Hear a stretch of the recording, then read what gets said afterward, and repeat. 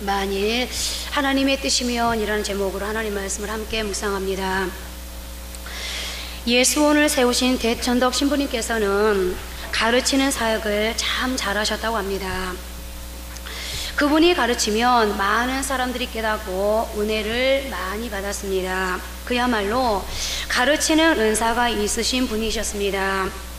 그런데 은사는 가르치는 은사인데 하나님께서 계속 목회만 하시게 하는 것이었습니다. 그래서 대천덕 신부님께서는 해가 거듭할수록 하나님께 기도하기를, 하나님, 저에게는 가르치는 은사를 주셨지 않습니까?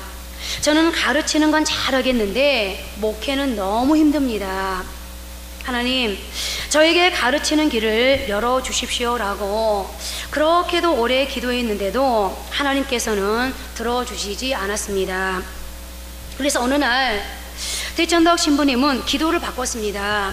하나님, 만약에 제가 이렇게 목회를 하는 것이 하나님의 뜻이라면 그렇다면 알겠습니다. 이렇게 힘들고 어렵게만 목회를 할 수는 없지 않습니까?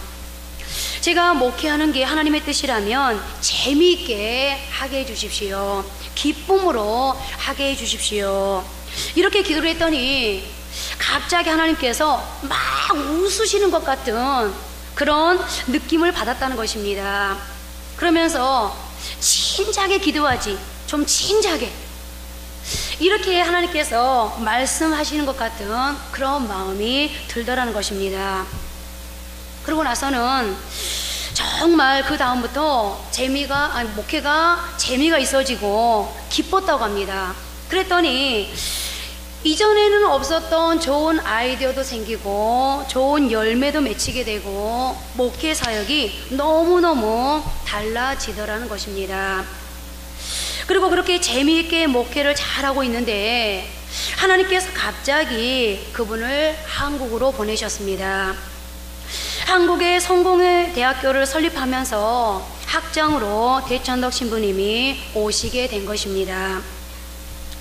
그런데 한국에 와서 한국의 신학생들을 가르치면서 보니까 목회 경험이 얼마나 중요한 것이었는지, 이론이 아닌 실제로 목회를 해본 경험이 신학생들에게 얼마나 유익하고 중요한 소중한 경험이었는지, 그때야 비로소 하나님이 자신에게 가르치는 은사를 주시고서도 왜 목회를 하게 하셨는지를 알게 되었다고. 그때는 정말로 그 하나님의 은혜에 감탄하지 않을 수 없었고 감사하지 않을 수 없었노라고 그분의 책에서 간증한 것을 보았습니다. 여러분, 우리가 하나님께 기도할 때 꼭 기억해야 할 것이 있습니다. 내 소원대로 되게 해주십시오가 아니고, 하나님, 저를 인도해 주십시오. 하나님의 뜻을 발견하게 해주십시오. 그리고 그 뜻대로 저를 인도해 주십시오 라고 기도해야 합니다. 그렇게 되면 환난이 오는 것도 문제가 아닙니다. 우리에게 어려움이 생긴 것도 문제가 될 수 없습니다. 내가 지금 주님의 인도를 받고 있느냐 아니냐 하는 것이 문제입니다. 주님의 인도를 받고 있다면 사망의 음침한 골짜기를 지나갈 수도 있습니다. 그러나 그 골짜기를 지나가면 반드시 푸른 초장이 있습니다. 주님의 인도하심을 따라가기만 하면 그 길이 사는 길인 것입니다. 오늘 읽은 사도행전 18장 12절부터의 이 내용은 얼핏 읽으면 사도 바울의 전도 여행 중에 쓴 평범한 일기 같아 보입니다. 그러나 이 말씀 속에 사도 바울이 하나님의 인도하심을 받는 너무너무 감동적이고 놀라운 삶의 간증이 나옵니다. 우리에게 주는 잔잔하지만 강한 메시지가 오늘 본문 속에 기록되어 있습니다. 지난 시간에 말씀드렸던 것처럼 사도 바울이 고린도에서 처음 전도를 할 때 사도 바울은 솔직히 고린도는 아닌 줄 알았습니다. 고린도의 유대인들이 회당에서 말씀을 전할 수 없도록 내어줬고 그리고 무엇보다 사도 바울의 마음이 이미 지쳐 있었고, 또 그곳은 우상 숭배의 본산지이고 음란의 도시였습니다. 도무지 여기 이 고린도에서는 오래 전도를 해도 열매를 맺을 것 같지 않는 그런 도시였습니다. 사도 바울은 그래서 두려워 떨었다고까지 성경이 그때의 바울의 상태와 상황을 증언해 주었습니다. 그래서 그는 하나님, 이제는 어디로 가야 합니까? 라고 기도하고 있을 때 깊은 밤중에 하나님의 응답이 그에게 임했고, 주님께서 친히 사도 바울에게 말씀해 주셨습니다. 두려워하지 말아라. 계속해서 말씀을 전해라. 내가 너와 함께한다. 너를 해할 자는 아무도 없을 것이다. 이 성에 내 백성이 많다. 그리고 주님의 그 음성을 들은 사도 바울의 마음은 완전히 달라졌습니다. 현실은 눈에는 여전히 부정적인 것밖에는 보이지 않습니다. 고린도에서는 더 이상 전도할 수 없을 것 같아 보입니다. 그런데 주님이 이 성에 내 백성이 많다. 두려워하지 말고 계속 복음을 전하라. 그렇게 응답을 주시니 사도 바울은 이제 더 이상 자기 눈에 보이는 대로 판단하지 않고 주님이 주시는 그 응답을 보여잡고 계속해서 복음을 전했더니 고린도에 큰 교회가 세워지게 되었습니다. 여러분, 우리가 정말 주님의 인도를 받으면 내 눈에 보이는 것과 하나님의 계획이 얼마나 다른지 깜짝 놀라게 됩니다. 그런데 오늘 사도 바울이 그런 응답으로 고린도에 복음을 전하는데 또다시 큰 위기를 만나게 됩니다. 총독이 바뀌게 되었는데 갈료라는 사람이 새 총독으로 왔습니다. 바로 그때에 유대인들이 총독에게 찾아가서 사도 바울을 고소했습니다. 그리고 그들은 사도 바울을 사형시켜 달라고 합니다. 죽여 달라는 이야기입니다. 왜 그러냐면 유대인들은 자기들 율법대로 그렇게 처벌할 사람들을 처벌할 수 있는 자율권을 가지고 있었지만 사람을 죽일 수 있는 사형권은 없었습니다. 사람을 죽일 수 있는 사형은 반드시 총독이 재판권을 행사해서 판결하는 것이었습니다. 그러니 유대인들이 굳이 총독에게 가서 율법을 범했으니 이 사도 바울을 죽여달라고 한 것은 사형을 시켜달라는 것이었습니다. 사도 바울은 이제는 죽는구나 하는 생각을 했을 것입니다. 그도 그럴 것이 갈리오 총독의 입장에서 보면 유대인들은 다수입니다.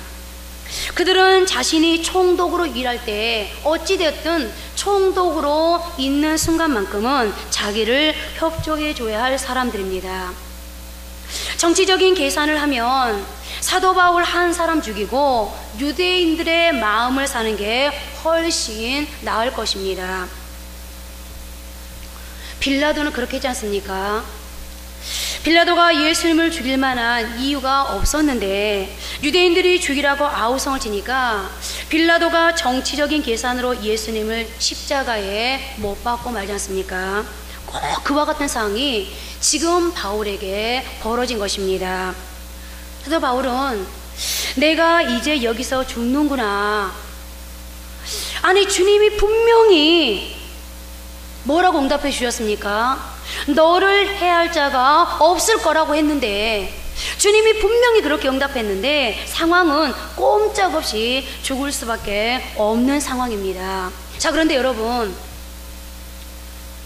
바로 이때 사도 바울의 눈에 이 상황 앞에 도저히 상상할 수 없었던, 기대할 수 없었던 일이 벌어집니다.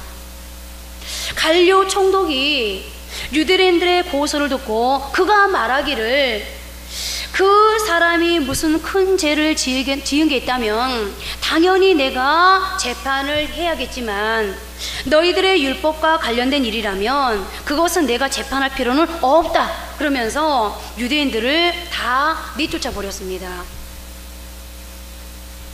재판석에서 도무지 믿어지지 않는 일이 벌어진 겁니다. 갈리오 총독은 그야말로 정치적인 사람인데 어떻게 그런 판정을 내릴 수 있었을까요? 그것은 주님이 하신 일이었습니다. 아직도 고린도에 계속해서 복음을 전하게 하시려는 주님의 뜻이 오늘 이런 기적을 불러왔던 것입니다.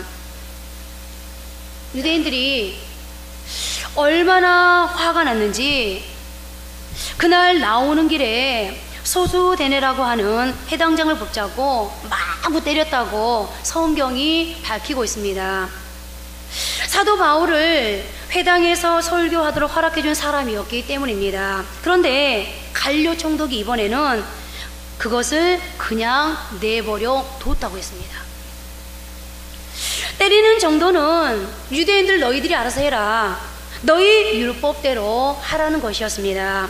그러니 소수대네 입장에서 보면 얼마나 억울하고 괴로웠겠습니까?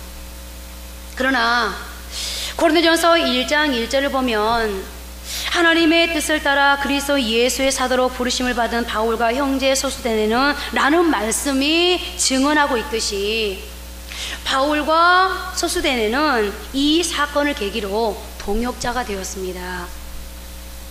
소수대네가 바울과 동역자 반열에 서게 된 것입니다. 하나님의 은혜가 참으로 놀랍지 않습니까? 구레네 시몬이 예수님 대신에 십자가 진 것 때문에 그 일가가 구원을 다 받게 되고 그 자녀들이 초대교회의 훌륭한 지도자들이 된 것처럼 오늘 이 상황도 결국은 합력하여 선을 이루는 결과로 마무리되었습니다. 이제 사도 바울이 이런 사건을 겪은 후 이제는 이렇게 고린도에서의 사역을 끝내고 에베소에 들렸다가 이제 가이사랴로에서 안디옥으로 가게 되었습니다. 그때 에베소에 잠깐 들린 동안 복음을 전했고 에베소에 있는 사람들이 그 사도 바울이 전한 복음을 듣고 너무너무 좋고 그리고 말씀을 더 듣고 싶어서 그래서 사도 바울을 붙잡았습니다. 가시지 마시고 여기 더 계시면서 우리에게 말씀을 더 전해달라는 것이었습니다. 그런데 사도 바울이 냉정하게 거절합니다. 그러면서 말합니다. 만일 하나님의 뜻이라면 내가 다시 올 것입니다. 그러나 지금은 아닙니다. 그리고는 에베소를 떠납니다. 그리고 여기 만일 하나님의 뜻이라면은 사도 바울이 가지고 있던 바울의 중심이요 삶의 원천이었습니다. 그야말로 사도 바울에게는 하나님의 뜻은 그의 모든 것이었던 겁니다.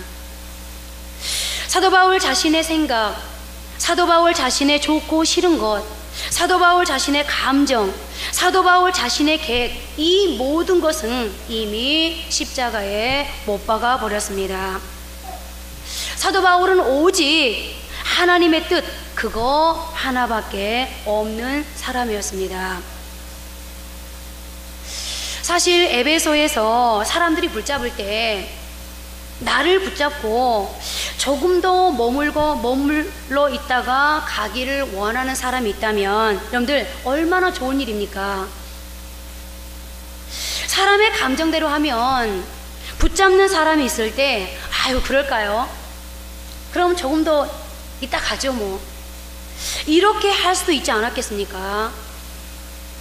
그러나 주님이 지금은 아니야, 지금은 더 있을 수 없어, 그것은 내 뜻이 아니야, 그렇게 말씀하시니 사람들이 아무리 붙잡아도 사도 바울은 떠날 수밖에 없었습니다. 그러나 반대로 고린도에서는 사도 바울을 다 내모려고 했습니다. 회당에서 설교도 못하겠습니다. 그런 곳에 더 있고 싶은 사람이 누가 있겠습니까? 그런데 주님이 사도 바울에게 계속해서 말씀을 전해 이 성에 내 백성이 많아, 그러니 불가능을 느끼면서도 그런 그곳에 계속 있을 수밖에 없었습니다. 무슨 말입니까? 사도 바울은 자기가 좋아서 있었던 적도, 자기가 싫다고 떠난 적도 없었다는 것입니다. 한마디로 모든 결정권을 자기 자신에게 두지 않았다는 말입니다. 모든 결정은 주님이 하실 수 있도록 주님께 자신을, 그리고 자신의 한 걸음 한 걸음을 맡겨 드렸다는 것입니다. 그리고 이제 사도 바울이 2차 전도 여행을 마치면서 그가 예루살렘 교회를 찾아갑니다. 22절에 보면 아주 짤막하게 그의 행보가 나오는데요. 그가 가이사랴에 도착해서 교회로 올라가서 교회에 안부를 전하고 안디옥으로 갔더라. 그렇지만 실제로 지도를 펼쳐서 보면 가이사랴에서 예루살렘으로 올라가는 길이는 104km, 예루살렘에서 다시 안디옥까지 내려간 길이는 480km. 그게 간단하게 올라갔다가 내려간 길이 아닙니다. 예루살렘에 가서도 오래 있었던 것도 아닙니다. 잠깐 문안했다고 했습니다. 그리고 여기 문안했다는 이야기는 2차 전도에 보고를 하러 올라갔다는 이야기입니다. 보고 한번 하려고 104km나 되는 예루살렘으로 올라가고 다시 또 480km나 되는 안디옥으로 내려가는 이런 수고를 사도 바울은 수고라고 생각하지 않았습니다. 주님이 가서 보고하라고 하면 그러면 그냥 올라가는 것이었습니다. 바울에게는 다른 방향이 없었습니다. 주님이 인도하시는 대로 가는 것입니다. 그리고 그는 또다시 안디옥으로 갔다가 또 금방 3차 전도 여행을 떠납니다.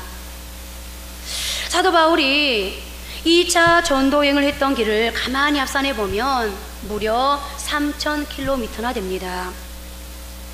이전에도 말씀드렸습니다마는 그때의 교통수단이 도보였음을 감안하면 결코 쉽지 않은 길이었을 것입니다. 그리고 그는 가는 곳마다 사람들에게 외면당하고 부정당하고 그리고 고통을 겪어야만 했습니다. 그럼에도 불구하고 그 자리가 하나님께서 원하는 자리라면 생명을 내어놓고서라도 그는 계속 머물러 있었고, 아무리 머물러 있고 싶어도 하나님께서 가라고 명령하시면, 하나님께서 가는 것이 뜻이라고 깨닫게 해주시면 그는 지체하지 아니하고 그 자리를 옮겼습니다. 사도 바울이 만약에 자기 감정, 자기가 원하는 것, 자기 계획대로 살았던 사람이었다면, 조금이라도 자기 계산이 앞선 사람이었다면 아마 사도 바울에게 있어서 전도 여행은 불가능했을 것이고 초대교회 생성 역시 불가능했을 것입니다. 바울은 3차 전도 여행을 끝내고 이제는 로마에 가서 로마에서 복음을 전하고 선교하는 것으로 사도 바울의 위대한 선교 여행을 끝냅니다. 그렇다면 도대체 어떻게 사도 바울은 그렇게 위대한 선교 여행을 할 수 있었을까요? 무엇이 그로 하여금 그 수많은 위험을 감수하고서라도 여전히 복음을 전하게 했을까요? 답은 오직 하나입니다. 하나님의 뜻이면 있고 하나님의 뜻이면 가는 겁니다. 그 외에 사도 바울에게는 다른 아무런 원칙이 없었습니다. 여러분들 이스라엘 백성들을 보십시오. 하나님이 이스라엘 백성들에게 낮에는 구름 기둥을 통해서 하나님의 사인을 보내줍니다. 밤에는 불 기둥을 통해서 하나님의 사인을 보내줍니다. 길을 가다가 갑자기 구름 기둥이 멈추기도 하고 낮이 아닌 밤에 갑자기 불기둥이 멈추기도 합니다. 그러면 이스라엘 백성은 여지없이 그 자리에 멈추어 서야만 했습니다. 그 멈추어 서 있는 날수가 하루일 때도 있고 몇 년일 때도 있었습니다. 이스라엘 백성들 중에 아니 어차피 하루 있다가 갈 길이면 그냥 가게 할 것이지. 여러분들 하루만 있어도 여정을 푼 거 마찬가지잖아요, 그죠? 하루만 있어도 성막을 중심으로 이스라엘의 12지파가 동서남북으로 세 지파씩 성막을 중심으로 성막을 치는 것 마찬가지였습니다. 그러면 이스라엘 백성들 가운데 아니 하나님께서 하루만 있다 갈게 할 것을 왜 멈추시는 거야? 이렇게 불평할 수도 있을 텐데, 그러나 이스라엘 백성들은 불평하지 않았습니다. 하나님이 몇 달, 몇 년을 머물게 합니다. 하나님 갈 길이 뭔데 왜 하나님께서 지금 여기서 멈춰 있게 하십니까? 하나님을 향해서 그들은 원망하지 않습니다. 멈추라 하면 예 멈추고, 가라 하면 그것이 밤이든 낮이든 예 하고 갑니다. 오늘 바울이 그런 원칙을 가지고 있었습니다. 그러나 여러분, 이것은 이스라엘 백성들에게만, 사도 바울에게만 적용되는 문제가 아닙니다. 예수님을 믿고 예수님을 영접했다면 적어도 그분이 내 인생의 주인이라고, 그분이 내 인생을 인도해 주셔야 하고, 그분이 나의 삶을 가이드해 주셔야 나는 갈 수 있다고, 살 수 있다라고 고백하는 사람이라면, 이제 우리 모두의 삶에도 이 원칙은 똑같이 적용되어야 하지 않겠습니까? 예수님께서 우리의 마음 중심에 계시다면, 그렇다면 이제부터 우리도 하나님의 뜻이라고 하면 하고, 하나님이 허락하지 않으시면 하지 않는 것, 이 원칙이 있어야 하지 않겠습니까? 우리의 생애가, 아니 여러분의 생애가 나름대로 애를 많이 쓰고 살아왔지만, 그럼에도 뭔가 내놓을 것이 아무것도 없다면 그것은 저와 여러분이 하나님이 원하는 대로가 아닌 내가 원하는 대로 살았기 때문 아니겠습니까? 하나님의 뜻이라면 이 원칙이 분명하지 않았기 때문입니다. 이제부터 저와 여러분의 남은 생애가 정말 무언가 거둘 것이 있는 그런 기대되는 생애가 될 수 있으려면, 주님의 뜻이라면 라는 사도 바울이 가지고 있었던 유일한 원칙, 그 원칙대로 살아갈 수 있어야 할 것입니다. 세상에는 두 부류의 사람이 있습니다. 자신이 원하는 대로, 자신의 계산, 그리고 자신의 감정대로, 세상이 이끄는 대로 그 세상에 휩쓸려서 살아가는 사람이 있는가 하면, 그럼에도 끝까지 세상의 풍랑을 거슬러 올라가며 하나님의 뜻을 원칙으로 삼고 살아가는 사람이 있습니다. 그러나 이 두 사람의 결과는 너무나도 다르다는 것입니다. 사모님이 항상 그런 말씀을 하시죠. 지금은 기도 안 하는 너나 기도하는 나나 똑같다. 그런데 시간이 가면 갈수록 기도 안 하는 너와 기도하는 나의 삶은 달라질 수밖에 없다. 다른 결과가, 열매가 있을 수밖에 없다 라고 말하는데요, 성경이 그것을 증거해주고 있습니다. 이스라엘이 남과 북으로 분열된 이후에 남왕국의 네 번째 왕은 여호사밧이었습니다. 여호사밧에게는 7명의 아들들이 있었습니다. 여호사밧은 세상을 떠나면서 장자 여호람에게는 자신의 왕자를 물려주고, 나머지 6명의 아들들에게는 막대한 재물과 여러 견고한 성읍들을 나누어 주었습니다. 아버지로부터 왕자를 이어받은 여호람이 자신의 권력을 공고히 다진 후에 가장 먼저 한 지는 자기 아우 6명과 그의 측근들을 모조리 죽여버리는 것이었습니다.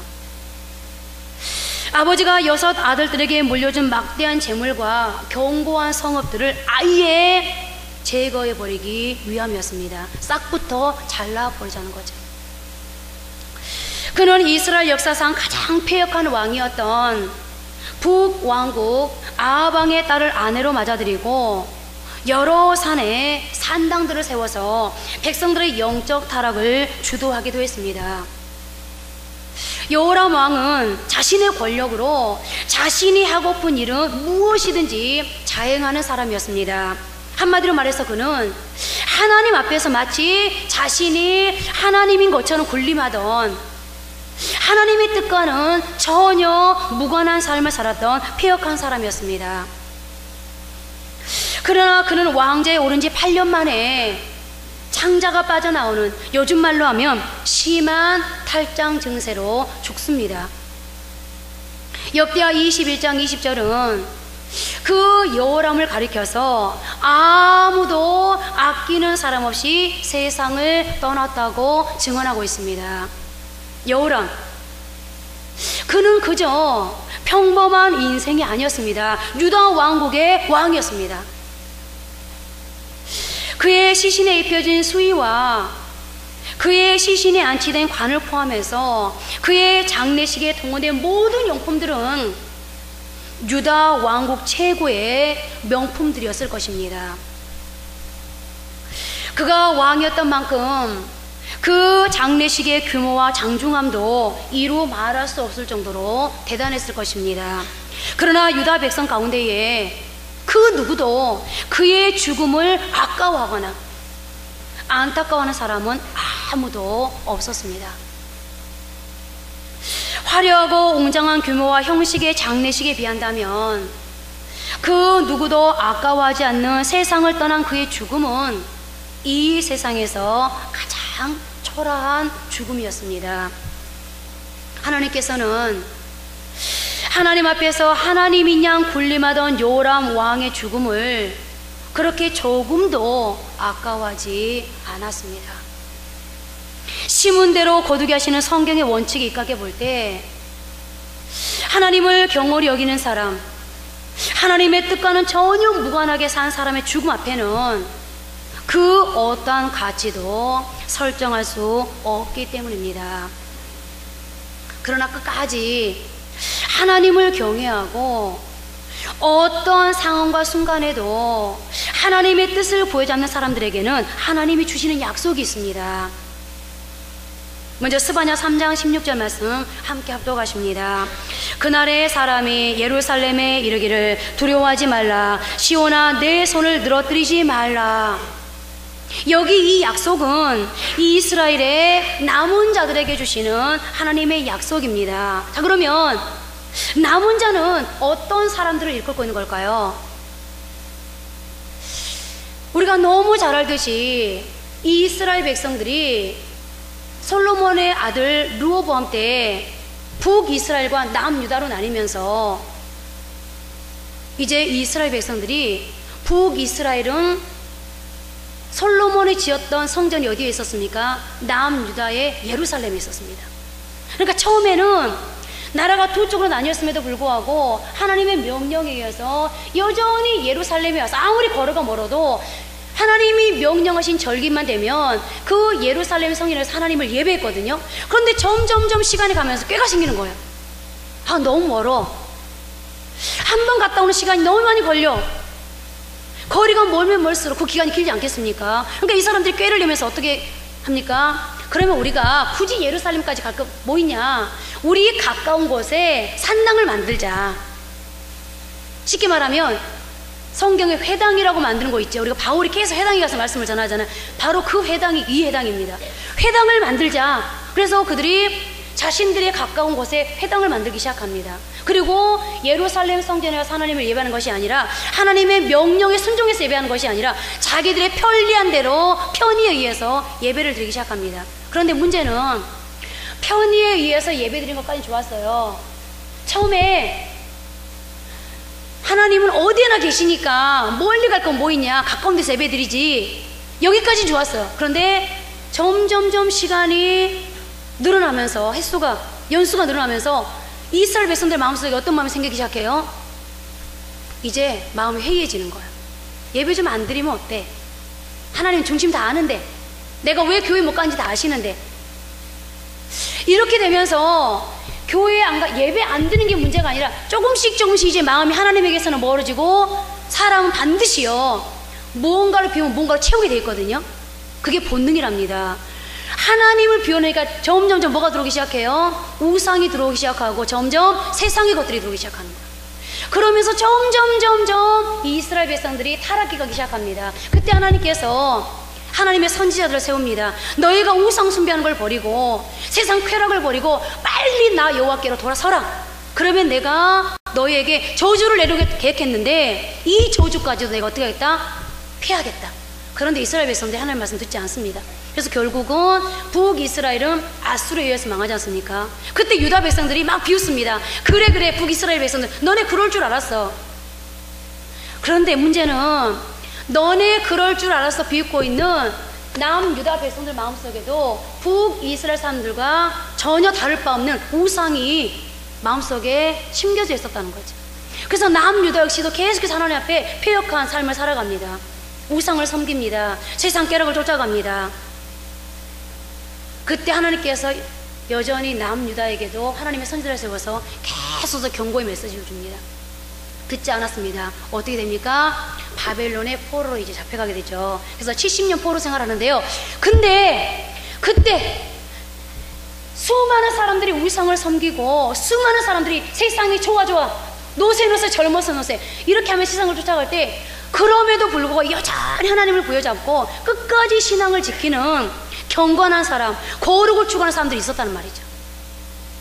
바로 그들을 향해서 하나님께서 남은 자들이라고 지칭하고 있습니다. 여러분들 생각해 보세요. 제가 늘 비유를 듭니다만 눈이 둘이 있는데 눈 둘이 있는 사람들 사는 곳에 눈 하나짜리가 가면 얼마나 이상하겠어요, 그죠?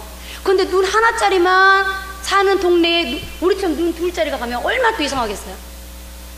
키 큰 사람들이 사는 곳에 키 작은 사람들이 가면 왠지 이상할 것이고, 왜 우리가 그 어린이들 이야기에 난쟁이 나오잖아요. 난쟁이들이 사는 곳에 키 큰 사람이 가면 그것도 이상하겠죠, 그죠?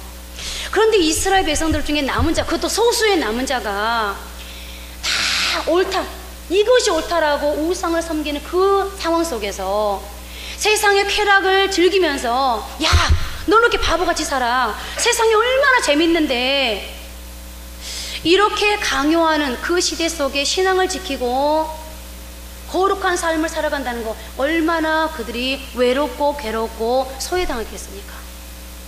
그러나 그런 남은 자들을 향해서 하나님께서 뭐라고 말씀하십니까?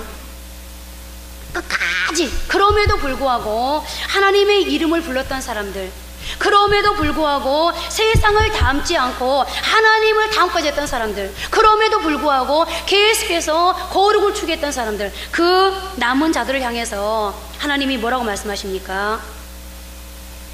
내가 너희를 뭐하겠다? 계속해서 위로하고 격려해 주겠다. 너희가 세상에서는 위로받지 못하고 세상에서는 격려받지 못하지만 나 여호와, 천지를 창조한 나 여호와가 너희를 위로하고 격려하겠다. 남은 자들에게 주신 하나님의 첫 번째 약속이었습니다. 그래서 오늘 스바냐 3장 16절에 이렇게 말씀하시죠. 그날에 사람이 예루살렘에 이르기를 두려워하지 말라, 시온아 내 손을 늘어뜨리지 말라. 여러분들, 세상이 이쯤 되니까 이스라엘 역사는 그야말로 어둠 속에 있었습니다. 부패졌습니다. 뿐만 아니라 나라가 망할 수 있는 징조가 도처에서 일어나고 있습니다. 심지어 선지자들까지도 명백히 다가오는 이스라엘 유다 민족의 최후를 증언하고 있습니다. 그러니 사람들의 마음이 얼마나 위축됐겠습니까? 여러분들, 하박국이 바벨론이 유다를 치러 올라온다는 소식을 듣고 어떻게 따르죠? 내가 심히 떨었고 내 창자가 녹았다르잖아요. 그것이 이스라엘 백성들의 상태였습니다. 마음이었습니다. 하나님을 믿는 백성들마저도 의기소침하고 위축되어 있었습니다. 그런데 바로 그때 하나님의 말씀이 들려옵니다. 내 손을 늘어뜨리지 말라. 쉽게 말씀드리면 기죽지 말라는 겁니다. 나 전능한 여호와, 천지를 창조하고 주관하신 나 여호와가 너희와 함께 할 것이니, 내가 너희 남은 자들을 어떻게 줄 것이니, 책임져 줄 것이니 뭐 하지 말라고요? 기죽지 말라는 거죠. 즉 하나님의 놀라운 격려를 약속하고 있는 것입니다. 또 한 가지 하나님의 약속이 있습니다. 스바냐 3장 20절 말씀 함께 하도록 하십니다. 내가 그때 너희를 이끌고 그때 너희를 모을지라. 내가 너희 목전에서 너희의 사로잡힘을 돌이킬 때에 너희에게 천한 만민 가운데서 명성과 칭찬을 얻게 하리라. 여호와의 말이니라. 아멘. 여러분들, 우리가 벅벅 그러면 너무 기복적인 신앙 아니야 그러는데요, 성경이 우리에게 복을 약속하고 있거든요. 어떤 복을 약속합니까? 너희가 남은 자로 살아갈 때 얼마나 힘들었니? 얼마나 소외당하고 비웃음 받고 얼마나 조롱받고 살았니? 너희의 존재가 그때는 아무것도 아닌 것처럼 보였어. 그런 하나님 뭐라고 말씀하시죠? 내가 너희를 모을지라. 내가 너희 목전에서 너희의 사로잡힘을 돌이킬 때에 너희에게 천하 만민 가운데서 뭘 얻게 한다고요? 명성과 칭찬을 얻게 하리라. 이게 하나님의 약속입니다. 내가 너희로 하여금 낮아질 수밖에 없었던, 비천해질 수밖에, 초라해질 수밖에 없었던 너희의 삶을 하나님이 세워주심으로 어떻게 하겠다고요? 명성과 칭찬과 존귀를 얻게 해주겠다는 거예요. 남은 자로 살면서 외롭고 해소당하고 조롱당했던 너희들 이제는 내가 높여주겠다. 오히려 너희를 칭찬과 명성을 얻는 자리, 존귀한 자리로 너희를 축복해 주겠다는 약속입니다. 자, 그렇다면 여러분, 요람 왕처럼 내가 마치 하나님인 것처럼 내 삶을 내가 다 결정하고, 그리고 하나님의 뜻하고 나 상관없어 라는 삶을 살아가심으로 누구도 그 사람을 아까워하지 않는, 심지어 죽음 앞에서까지도 안타까워하지 않는 그런 삶을 사시겠습니까? 아니면 지금은 남은 자로 살아가는 이 형편 속에서 외롭고 괴롭고 고통스럽고 때로는 초라하고 때로는 너무 보잘것없는 것 같지만 그럼에도 불구하고 남은 자로 살아 하나님께로부터 격려와 위로, 그리고 칭찬과 명성과 존귀를 얻는 삶을 사시겠습니까? 욥기서 5장 7절입니다. 우리 함께 합독합니다. 사람은 고생을 위하여 났으니 불꽃이 위로 날아가는 것 같으니라. 성냥불이든 횃불이든 아니면 화재 현장의 불이든 이 세상의 모든 불의 불꽃은 반드시 다 위로 올라갑니다. 횃불 자리를 아래로 숙였다고 해서 불꽃마저 아래로 내려가는 법은 없습니다. 이 세상의 모든 불의 불꽃이 불의 열기로 인해서 반드시 위로 올라가는 것이 자연의 법칙이듯이 모든 인간이 고생을 위해서 태어난 것 또한 자명한 위치입니다.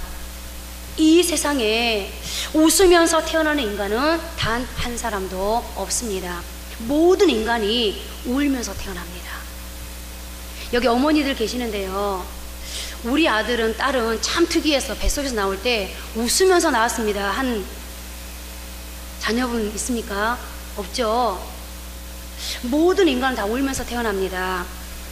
치열한 생존 경쟁에서 싸워 이겨야 하고 먹고 살기 위해서 수백 번도 더 자존심을 버려야 하고 부모와 자식과 배우자와 사회인의 책임과 의무를 죽을 때까지 다해야 합니다. 불교가 인생을 고해라고 부르는 것은 참으로 적절한 표현입니다. 오죽하면 모세마저도 시편 90편 10절에서 인생의 자랑은 수고와 슬픔뿐이라고 탄식했겠습니까? 그러나 여러분, 인생이 고해라고 고생과 슬픔과 탄식뿐이라고 거기에서 우리 인생이 끝나는 것입니까? 만약 그렇게 끝나는 것이 우리의 인생살이였다면 하나님은 우리에게 성경에 기록된 수많은 약속들을 하시지 않았을 것입니다. 저는 한 주간 이 말씀을 준비하면서 어떻게 이 말씀을 풀 수 있을까를 계속 고민했습니다. 그런 과정 속에 어떤 성도님을 위해서 기도하다가 두 가지 응답을 받았습니다. 하나는 여러분들도 잘 아는 이야기입니다. 이스라엘 백성들이 천신만고 끝에 애굽을 나오게 되지 않습니까? 그리고 그들을 기다리고 있었던 것은 적과 꿀 이르는 가나안이 아니었습니다. 어쩌면 애굽보다 못한 광야였습니다. 그래서 이스라엘 백성들이 했던 불평과 원망은 아마 잘못된 게 아니라 사실 그대로였을 것입니다. 그러나 중요한 것은 광야, 그 자리가 광야임에도 불구하고 그곳이, 그 상황이 하나님의 뜻이라면, 하나님의 계획된 과정이라면, 그리고 그것을 하나님의 뜻으로 받아들이고 갈 수만 있다면, 오히려 그 자리가 마라의 쓴물을 단물로 바꾸신 하나님을, 반석에서 강물과 같은 생수를 먹여주시는 하나님을, 배고픈 이스라엘에게 만나를 내려주시는, 그래서 공급하신 하나님을 보여주시는 현장을, 전쟁 앞에서 승리케 하신 하나님을 경험하게 되지 않겠습니까? 적어도 그 자리가 하나님의 뜻이 있는 자리라면, 그곳이 아무리 광야라 할지라도 우리가 걱정할 것이 무엇이 있겠습니까? 우리의 문제, 지금 내가 겪고 있는 이 인생의 문제가 하나님을 그냥 믿는 것이 아니고 진짜 살아계셔서 나의 삶을 간섭하신 하나님이심을 만날 수 있고 볼 수 있고 체험할 수 있는 초청장이 된다면 여러분 어떠시겠습니까? 제가 하나님 앞에 기도했더니 하나님이 그러시더라고요. 막 문제 때문에 하나님 이 문제를 해결해 주셔야 되겠습니다. 그때 하나님께서 그 문제 때문에 네가 나를 찾고 그 문제 때문에 네가 나한테 기도할 수 있다면, 그가 그 문제 때문에 나를 찾고 나한테 기도할 수 있다면 그 문제는 나를 만날 수 있는, 내가 그 사람의 인생에 어떻게 간섭하시고 어떻게 일하시고 역사하시는지를 체험할 수 있는 초청장이 되지 않겠니? 하나님 맞습니다. 지금 이 문제는 우리가 너무 힘들다고 울고 탄식하고 원망하고 불평할 문제가 아니라 맞네요. 초청장 맞네요. 하나님 앞에 우리를 이끌어주는, 하나님이 어떤 분인가를 경험하게 만들어주는 초청장 맞네요. 지금 내 삶에 어떤 문제가 있는 것, 그것이 문제가 아닙니다. 내가 하나님의 뜻을 알고 지금 그 뜻과 내가 함께 하고 있느냐, 지금 나는 하나님의 그 뜻이 있는 자리에 있느냐 하는 것이 더 빨리 발견되고 진단되어야 할 문제 아니겠습니까? 이제 말씀을 맺겠습니다. 그렇습니다. 요즘 같은 세상에 남은 자로 살아간다는 것은 사실 불가능한 일인지도 모릅니다. 특히 고난이 드리워진 상태에서 끝까지 하나님의 뜻을 찾고 하나님의 뜻을 붙잡고 준행하며 산다는 것은 더욱더 쉽지 않은 문제입니다. 그러나 내 인생의 광야가 그냥 광야가 아니라 하나님의 뜻이 있는 광야라면, 하나님의 계획이 있는 광야라면 한번 하나님의 그 뜻을 믿고 과감하게 도전하며 내 발을 내딛는 것도 중요하지 않겠습니까? 하나님의 뜻이 있는 곳이라면 분명히 하나님이 책임지실 것이기 때문입니다. 우리 시편 23편 3절만 함께 합독하고 말씀을 맺겠습니다. 내 영혼을 소생시키시고 자기 이름을 위하여 의의 길로 인도하시는 도다. 아멘. 나를 위해서가 아니라 하나님 자신의 이름을 위해서라도 하나님은 우리를 반드시 좋은 길로, 의의 길로, 축복의 길로, 승리의 길로 이끌어 가실 것입니다. 우리 다 같이 한번 기도하십니다. 여러분들 하나님의 천지 창조의 주인 되심을 믿으십니까? 창조주이심을 믿으십니까? 아무것도 없는 것에 오히려 있는 것이라고는 혼돈과 공허, 우울, 짜증, 무질서, 아무것도 없는 곳에 하나님은 천지를 창조하셨습니다. 그리고 그 천지를 창조하신 곳에 하나님이 친히 운행하셨습니다. 여러분의 삶에도 하나님은 여전히 지금 창조의 하나님으로 다가와 계십니다. 그리고 여러분들의 삶에 없는 것까지도 만드셔서 여러분들을 축복하시고 여러분들의 삶을 하나님께서 운행하시기를 지금도 바라십니다. 그렇다면 여러분들, 우리가 그 하나님 앞에, 그 하나님의 뜻 앞에 우리 자신을 맡길 수 있어야 하지 않겠습니까? 이제 하나님 뜻이 뭡니까? 내가 어떻게 하는 것이 하나님의 뜻을 이루어 드리는 겁니까? 어떤 분들은 말합니다. 문제는 그거예요. 제가 하나님의 뜻을 알 수가 없다는 거예요. 여러분들, 하나님의 뜻을 알 수 있는 것은 어떤 현상에서 찾으려고 하지 마십시오. 현상에서 하나님의 뜻을 찾으려고 하지 마시고 날마다 하나님의 말씀 앞으로 가십시오. 하나님, 내게 뭘 말씀하기를 원하십니까? 내게 뭘 듣기를 원하십니까? 성경을 통해서 말씀하십시오. 그리고 말씀 앞으로 가시면 반드시 성령님은 우리 가운데 운행하고 계시기 때문에 말씀이 그냥 읽혀지는 것 같아도 뭔가 내 마음에 와닿는 말씀이 있습니다. 그것이 바로 여러분들에게 하나님께서 응답해 주시는, 여러분들에게 말씀하시는 하나님의 뜻을 알려주신 답입니다. 이제 여러분들, 내가 이제 하나님의 그 말씀 앞으로 가겠습니다. 그리고 하나님의 뜻을 이제 발견할 수 있도록 도와주십시오. 그리고 그 뜻대로 살 수 있도록 도와주셔서 내 삶에도 광야가 가나안으로 바뀌는 그런 축복을 허락해 주십시오. 다 같이 한번 기도하십니다.